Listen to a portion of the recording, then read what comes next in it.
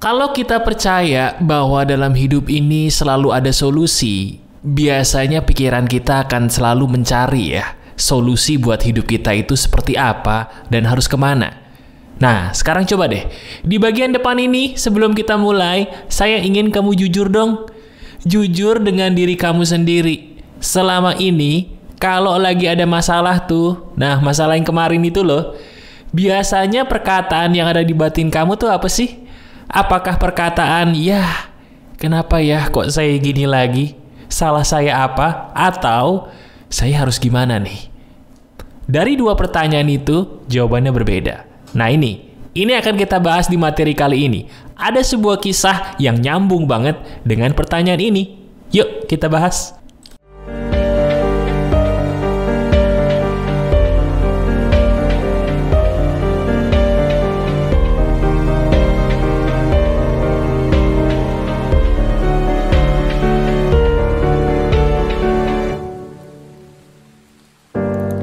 Ini adalah kisah saya. Halo, sekarang udah waktunya kita kembali berbicara tentang sebuah kisah yang biasa saya bacakan di Quora ya. Bener, kisah di hari ini itu sesuai dengan apa yang saya tanyakan tadi. Gimana? Kamu udah menjawab dengan jujur belum pertanyaan yang saya tanyakan di bagian depan tadi? Kalau lagi ada masalah, biasanya secara jujur, kata apa yang keluar dari diri kamu? Apakah kata, kok saya gini? Atau pertanyaan, saya harus gimana ya? Kisah yang akan saya bacakan ini sangat menarik, karena bisa jadi masalahnya juga sangat mirip dengan masalah yang sedang kamu alami. Begini kisahnya. Jadi ini diceritakan oleh seorang laki-laki, teman-teman. Kelihatan banget dari gaya bahasanya, sepertinya dia masih seumuran ya.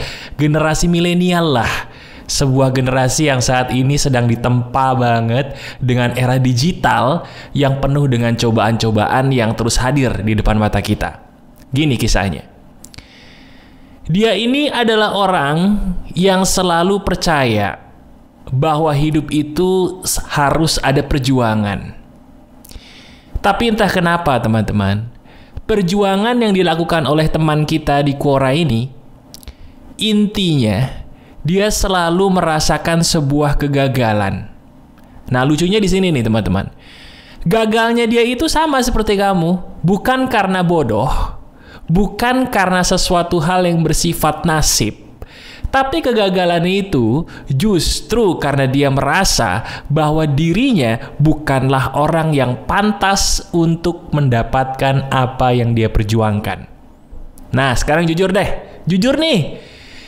Kalau saya tanya sama kamu, dari permintaan yang kamu minta selama ini, permintaan yang paling besar itu loh, yang paling gede, yang paling oke. Nah, sekarang jujur ya. Dari dalam diri kamu, merasa pantas nggak dapet itu? Merasa pantas nggak? Nah, ini dia. Pertanyaannya adalah, apakah diri kita pantas nggak sih dapetin apa yang kita mau tadi? Oke, sekarang saya akan banyak bertanya sama kamu. Jawabnya cukup dalam hati aja. Karena dari setiap pertanyaan ini akan menjadi daging yang sangat amat penting dari video ini. Oke? Siap ya? Sekarang coba. Saya minta kepada kamu inget-inget lagi kisah kehidupan kamu di waktu kecil. Nah, ini menarik nih. Ini nyambung. Inget-inget lagi kisah kehidupan kita, kisah kehidupan kamu sebagai sahabat saya di waktu kecil dulu. Saya tanya, ada nggak sih di masa lalu, di waktu kecil terutama, sebuah hal yang bisa membuat kamu takut banget di waktu kamu mengingatnya? Gini, saya mohon maaf ya kalau ini benar. Betul nggak sih hal yang paling menakutkan buat kamu adalah ketika melihat orang tuamu marah? Bener nggak sih hal yang paling menyakitkan buat kamu adalah ketika melihat orang yang kamu harapkan itu malah seolah-olah membenci kamu? Orang itu bisa siapa aja loh di waktu kecil. Bisa orang tua atau mungkin guru. Orang yang ada di depan kamu tiba-tiba menjadi galak, menyakitimu secara batin, atau maaf, bisa juga menyakitimu secara fisik, sehingga diri kamu menjadi nangis di waktu itu, takut banget di waktu itu. Atau, ini lebih pedih lagi. Alhamdulillah mas, puji Tuhannya saya nggak pernah dijahatin orang tua. Saya juga nggak pernah dimarahin guru sampai segitunya. Tapi betul atau tidak, di masa lalu, di masa kecil terutama, kamu pernah loh mengalami sebuah perbuatan menyakitkan dari orang yang namanya teman seusiamu sendiri. Bisa jadi pernah tuh di waktu dulu ada teman yang ngatain kamu, si gendut, si kurus, si cebol, si kribo. Dengan kata-kata yang mungkin kalau diinget-inget lagi, itu pedih banget mas buat saya dulu. Nah, coba sekarang renungkan. Pernah seberapa sakit kamu di waktu kecil dengan kejadian-kejadian itu? Dan saya minta tolong sekarang juga bayangkan wajah dari orang atau orang-orang yang menyakitimu tadi di masa lampau, di waktu kamu kecil. Nah, sekarang saya harus bicara terus terang nih. Bener. Kamu tahu nggak sih kenapa diri kamu ngerasa kurang pantas, mohon maaf, kalau selama ini kamu lagi bermimpi besar, pengen punya tujuan hebat, kenapa sih kok tiba-tiba diri kamu ngerasa nggak pantas? Saya kasih tahu ya jawabannya. Jawabannya adalah karena rasa sakit tadi itu loh yang kamu alami di masa lampau. Kasihan ya diri kamu. Rasa sakit yang terjadi dalam diri kita di masa lalu, teman-teman, itu nggak gampang hilang loh. Bahkan bahasa sadisnya nih, itu nggak bisa hilang. Tidak bisa hilang, kita bawa sampai mati. Itu fakta. Wah, terus kalau saya sudah mengalami hal buruk di masa lalu, apakah itu berarti hidup saya sudah berakhir, Mas? Nah ini jawaban logis yang ingin saya berikan kepada kamu. Tolong disimak dan tolong direnungkan bersama dengan saya ya. Gini, kalau kita bicara soal luka teman-teman yang ada di batin, itu perumpamaan yang paling besar atau perumpamaan yang paling tepat adalah sama kalau kita bicarain luka di daging.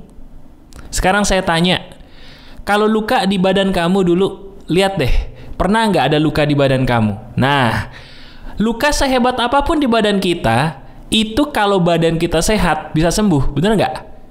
Betul? Nah sekarang pertanyaannya, bisa nggak mas luka batin saya sembuh? Lukanya bisa sembuh, perihnya, tapi bekasnya nggak bisa hilang. Saya ulangin ya, perihnya luka bisa sembuh, perihnya loh, tapi bekasnya tetap ada. Artinya, kamu nggak akan bisa lupa atau kejadian buruk itu, bener deh. Setuju kan? Tapi yang bisa kamu lakukan adalah kamu meredam dulu dong rasa sakitnya. Jangan sampai rasa sakitnya itu kamu biarkan ada terus. Kejadian itu emang sakit sih, nyakitin memang. Tapi coba, bisa nggak sih kita meredam dan berpikir bahwa saya pengen hidup saya bahagia. Masa sih saya kalah sama rasa sakit saya? Nih, saya kasih tahu kamu sebuah rahasia. Kalau kita udah punya masa lalu yang buruk, itu sebenarnya adalah sebuah jawaban dari doa-doa kamu selama ini. Jawaban doa yang mana, Mas? Selama ini kita berdoa kan, pengen jadi orang sukses, pengen dapat jodoh, pengen bahagia. Kamu tahu nggak sih bahagia itu apa? Bahagia itu tuh adalah sesuatu hal yang terjadi setelah rasa sakit lagi. Kamu tahu nggak kenapa namanya pagi itu indah banget? Karena sebelum pagi itu malam.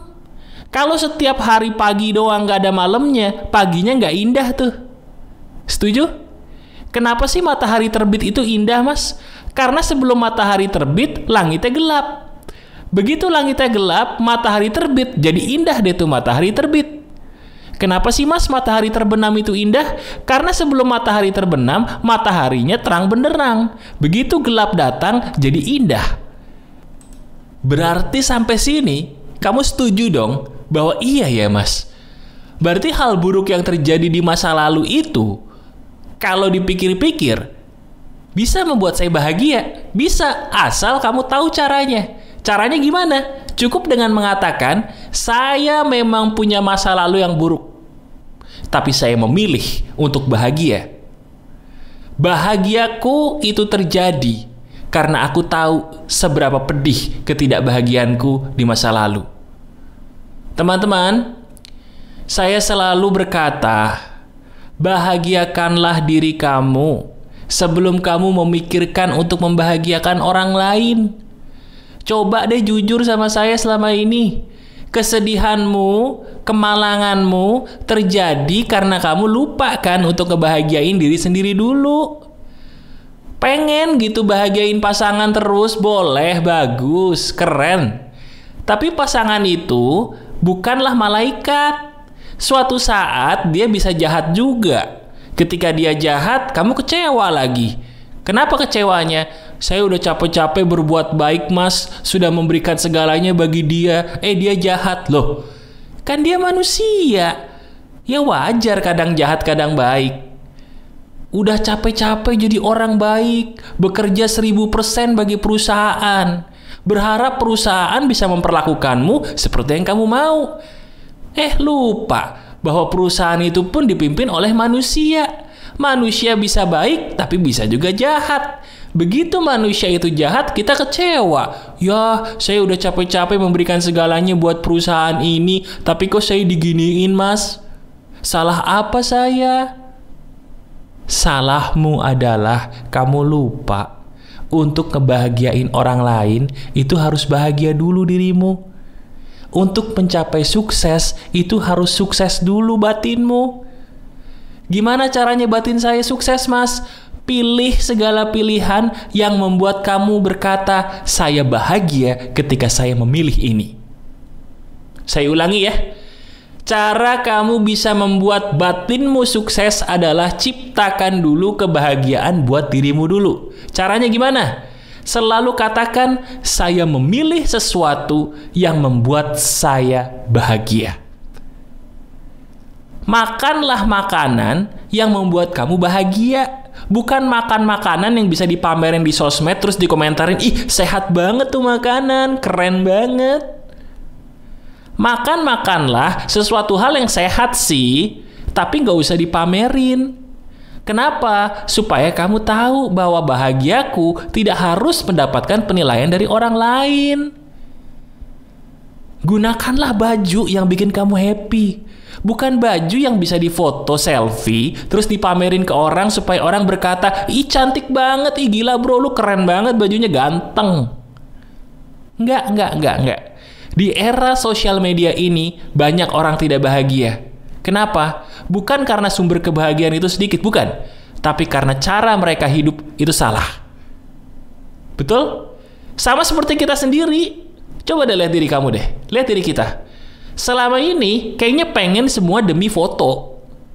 Kayaknya pengen semua demi orang lain yang menilai kita. Kalau orang lain nilai kita jelek, udah kayaknya kiamat dah. Dibilang gendut dikit, nangis. Dibilang rambutnya salah dikit, mewek. Iya kan? Dibilang gajinya kurang gede, marah. Dibilang pengangguran, kesel. Apalagi? Dibilang orangnya aneh gara-gara nampilin sebuah berita yang menurut kamu keren, tapi buat dia nggak keren, kamu sedih. Oh ternyata saya nggak keren, Mas. Kenapa? Karena saya share masalah yang menurut saya oke, tapi bagi orang nggak. Ternyata saya cupu, Mas. Loh, ada apa sih? Bener nggak?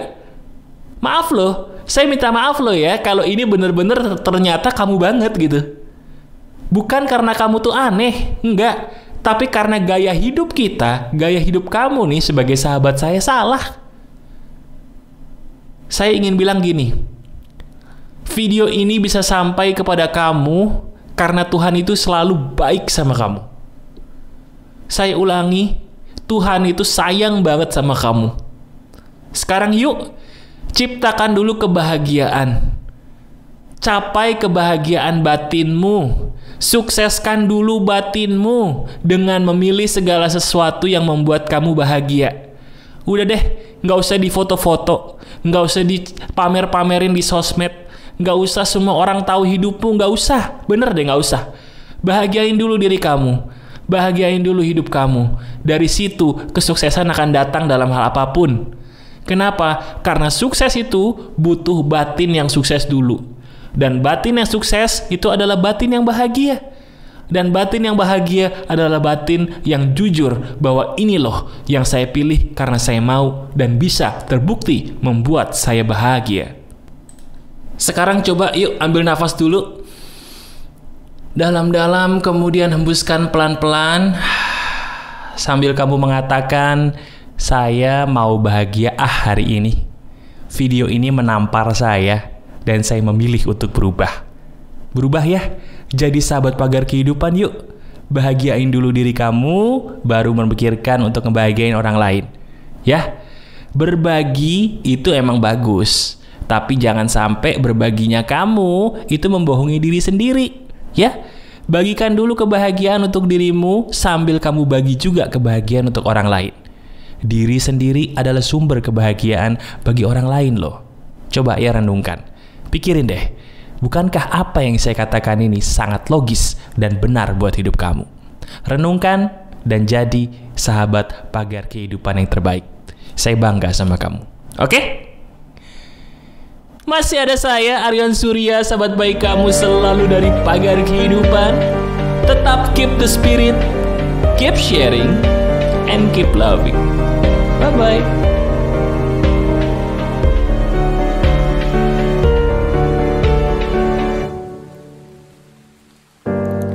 Ini adalah kisah saya.